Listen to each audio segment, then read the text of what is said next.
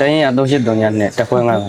တောင်းထမ်းတော့ အဲ့မှာဘယ်ရာတို့ဘာရာတို့နဲ့တာဝန်ထမ်းဆောင်ခဲ့လဲ ဒီရဲဘော်ရပြီ ရဲဘော်ပဲဟုတ်မောင်လေးနဲ့အတူတူတာဝန်ထမ်းဆောင်တဲ့လူငယ်တွေဘယ်နှယောက်လောက်မောင်လေးမြင်ဘူးလဲ တော်တော်များများတော့မြင်ဘူးပါတယ်အယောက်340လောက် 340လောက်မောင်လေးတို့အဲ့ဒီအဖွဲ့အစည်းတွေကိုဘယ်ကနေဘယ်လိုစပြီးတော့ဝင်ရောက်သွားပြတာလဲ ကျွန်တော်တို့တငယ်ချင်းဆိုတဲ့နဲ့ဝင်သွားတယ်ခေါ်တဲ့ရောက်ကို2မျိုးလောက်တော့ဟုတ်တယ်2မျိုးလောက်တော့ပြရတယ်မင်းလာရဲ့ပုတ်ဟုတ်ကျိုးပင်ပါ အဲ့ရနေသွားတဲ့ခါမှာမောင်လေးဘယ်ကာလလောက်မှာအဲ့ဖွဲ့တဲ့စရောက်တော့တာလဲ ဒါက4လပိုင်း4လပိုင်းတော့4လပိုင်း73ရက်နေ့ 73ရက်နေ့ဘယ်နှခုနဲ့လဲ အဲ့တော့မမီတော့ဘယ်နှစ်လောက်ကြာပြီလဲခံမှန်းကြည့် တနည်းခွဲလောက်တော့ရှိ တနေ့ခွဲလောက်တော့ရှိပြီအဲ့ဒါဆို2025 4လပိုင်းလောက်ကဖြစ်မှာပေါ့နော်24 25ဝန်းကျင်ပေါ့အဲ့ဒီမှာမောင်လေးရောက်သွားတဲ့အချိန်မှာဘလို့အခက်အခဲတွေကြုံရမယ်လို့စိတ်ထဲမှာမျှော်မှန်းထားလေဒါမှမဟုတ်လို့ရှိရင်လည်းဘလို့မောင်လေးတို့မှန်းထားသလိုပဲငါတို့တနက်ကြီးတွေကန်ပြီးတော့ဟာလာတိုက်ပွဲတွေဝင်ရမယ်အခက်အခဲတွေတော့မရှိတော့ဘူးလို့တွေးထားခဲ့ဘူးလား ဟုတ်အဲ့လိုတော့တွေးဥပါတယ်တနက်ကန်ရမတိုက်ပွဲဝင်ဟိုရောက်တော့အဲ့လိုမျိုးမနေရဘူး မနေအောင်ဘလို့တွေနေရအောင် ဟိုရောက်တော့နောက်တန်းမှာပဲလှုပ်လှုပ်ရတယ် အဲ့ဒီကာလာကြီးအဲ့ဒီဒေတာကြီးတွေကိုရောက်သွားပြီးတော့ဘယ်ကနေဘလို့စပြီးတော့အလင်းဝင်နေတဲ့စိတ်တွေဖြစ်လာတယ် ဘယ်ကနေဘလို့ဖြစ်လာလဲဆိုတော့နေနဲ့ကိုစီကိုစိတ်ပြက် အေးပေါ့ ဟုတ်စိတ်ပြက်လာပြီးတော့နေကျင်တော့တာနဲ့ရွာအုပ်ကြီးတွေနဲ့ဆက်သွယ်လုပ်ပြီးတော့လင်းဝင်လာ မောင်လေးတို့အဲ့မှာတာဝန်ထမ်းဆောင်တော့မောင်လေးတို့ဒီ PDF လူငယ်တွေကြည်ပဲလားဒါမှမဟုတ်လို့ရှိရင်တခြားလက်နက်ကိုင်အဖွဲ့အစည်းတွေပါသေးလားဘလို့အဖွဲ့တွေနဲ့ပူးပေါင်းပြီးတော့တာဝန်ထမ်းဆောင်ခဲ့တယ် အဖွဲ့တွေကတော့ပူပေါင်းပြီးထမ်းဆောင်ရတာမရှိဘူးတစ်ဖွဲ့တည်းပဲဟုတ် မောင်လေးတို့အဲ့မှာတနက်တွေဘာတွေဘလို့စပြီးတော့ကိုင်လဲတရင်ရမယ်ဒီတိုင်းချပေးရလား တင်းရမချဘူးသူတို့ကျွန်တော်တို့ခေါင်းဆောင်ကတော့သူကသူစုတယ်အလူခံတယ်ဝဲတယ်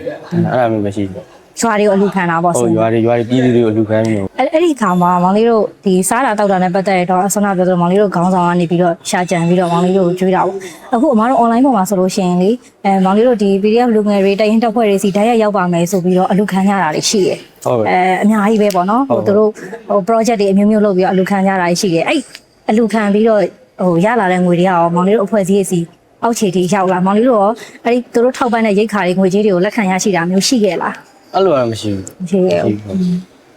အဲ့ချိန်မှာမောင်လေးဒီဘက်ကိုရောအလင်းဝင်ဖို့ဘယ်လိုကနေဘယ်လိုစပြီးတော့စိတ်ဆန္ဒတွေဖြစ်ပေါ်လာလဲပြီးတော့အလင်းဝင်ဖို့ရောဘယ်လိုစတင်ပြီးချိတ်ဆက်ခဲ့လဲ အလင်းဝင်ချိတ်ဆက်တာတော့စကားမှနေနဲ့ဟိုဘာလို့ထင်းခွင်းနဲ့ပေါ့ထင်းခွင်းနဲ့ကိုးပြီးတော့ဘုံနဲ့ဆက်ပြီးဆက်တယ်လို့ အမိုင်အုတ်ချုပ်ရုံးကနေပါဒီဘက်ကအကြောင်းကြားပြီးအမိုင်အလင်းဝင်လာအဲ့တော့အလင်းဝင်လာတဲ့အခါမှာရောဘယ်လိုခံစားရလဲဘယ်လိုပီတိဖြစ်လဲ ပြောတာပေါ့ဒီနေ့မှာကိုမိသားစုနဲ့ကိုလူပြန်နေရတာပြောတယ် အဲ့ဒီကာလရင်မောင်မိသားစုနဲ့အဆက်အသွယ်ရခဲ့လား မရတစ်ချက်ရတစ်ချက်ပဲ အဲ့မှာအိမ်ကရောတွန်းအားပေးလားအလင်းဝင်ဖို့ ဟုတ်ပြောတယ်ပြီးတယ် ဘယ်နှချိန်လောက်ပြောလဲ အိမ်ကတော့တောက်လျှောက်ဖုံးဆက်တယ်အဆက်တော်ရတယ်ပြောတယ်ပြန်လာဖို့ အဲ့တော့မောင်လေးအခုရောက်လာတဲ့အချိန်မှာအလင်းဝင်ခင်မှာပေါ့နော်အလင်းဝင်ခင်မှာမောင်လေးစိတ်ထဲမှာဟာကျွန်တော်တို့အလင်းဝင်လိုက်လို့ရှင်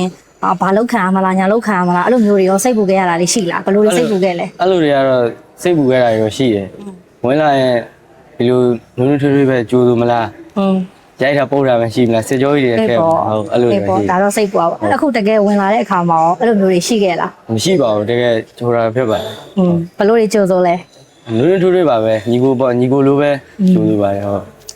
အခုအလင်းဝင်လာတဲ့အခါမှာရောစိတ်ထဲမှာဖြစ်နေတဲ့ဝမ်းသာစကားရယ်ပြီးတော့တောထဲမှာကြံနေခဲ့တဲ့မောင်လေးတို့လိုလူငယ်တွေအများကြီးကြံနေတယ်အခုချိန်လေးလေအများကြီးကြံနေအဲ့လူငယ်တွေအတွက်ကိုရောဘယ်လိုတိုက်တွန်းစကားလေးပြောကြတယ် နောက်တော့ဟိုမှာကြံခဲ့တဲ့တင်ငယ်ချင်းမောင်းနေနေတော့ဒီဘက်ကိုအလင်းဝင်ဖို့ပဲတိုက်တွန်းနေပါ အခုဒီဌာနပြီးတော့ရောဘာဆက်လို့ဖို့စဉ်းစားထားလဲ အဲ့ဒါထိုင်ဝမ် ဟုတ်ကဲ့အဲ့တော့မောင်လေးလူငယ်တယောက်အနေနဲ့ကိုယ့်ရဲ့ဘဝကိုအခုပြန်ပြီးတော့ပိုင်ဆိုင်ခွင့်ရသွားတယ်အဲ့လိုပဲမောင်လေးလိုပဲပိုင်ဆိုင်ခွင့်မရနေသေးတဲ့လူငယ်တွေအများကြီးကြံသေးတယ်သူတို့ရောသတင်းစကားလေးပါပြီးအောင် သူတို့လည်းဒီဘက်ကိုဥပဒေပေါင်းတဲ့ကိုအလင်းတဲ့ကိုပေါ့အများဆုံးဝင်လာပါလို့ပြောရင် ဟုတ်ကဲ့ပါကျေးဇူးတင်ပါတယ် ဟုတ်ကျေးဇူးတင်ပါတယ် ဟုတ်ကဲ့ပါ